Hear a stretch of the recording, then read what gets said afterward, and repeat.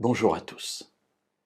Pour faire suite à notre méditation d'hier, je vous invite à considérer un autre passage de la parole de Dieu que nous trouvons dans le psaume 34 et au verset 12 à 15. Venez, fils, écoutez-moi, je vous enseignerai la crainte de l'Éternel. Alors la crainte de l'Éternel, ici, il ne s'agit pas d'avoir peur de Dieu, mais cela veut dire ici le respect de Dieu, la découverte de ce que Dieu est et qui débouche sur de l'amour et non pas sur de la peur dans la Bible. Quel est l'homme qui désire la vie, qui aime de longs jours pour voir le bonheur? Alors, mes amis, quels sont ceux qui veulent cela? Levez la main. Moi, en tout cas, je lève les deux mains parce que c'est ce que je veux dans ma vie. C'est préserver ma vie, jouir de la vie et voir le bonheur. Quelle méthode extraordinaire y a-t-il pour cela? Versets 14 et 15. Préserve ta langue du mal et tes lèvres des paroles trompeuses.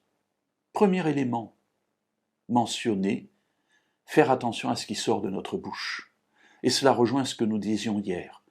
La médisance, la calomnie, faire attention aux sujets de conversation que nous préférons et qui nous amènent parfois à nous éloigner du bien et donc à nous éloigner de la crainte de l'Éternel.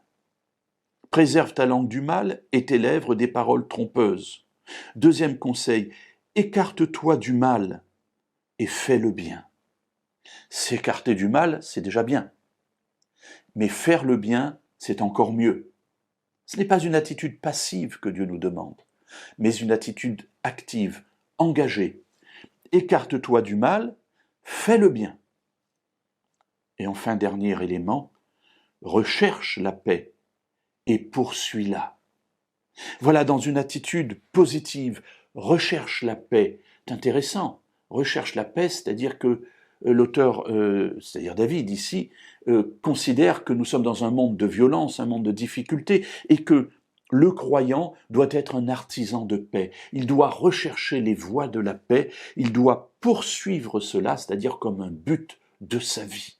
Rechercher la paix, préserver sa langue du mal et des paroles trompeuses, s'écarter du mal et faire le bien, voilà le chemin qui mène à la crainte de l'Éternel, c'est-à-dire à la découverte du caractère de Dieu et à son amour.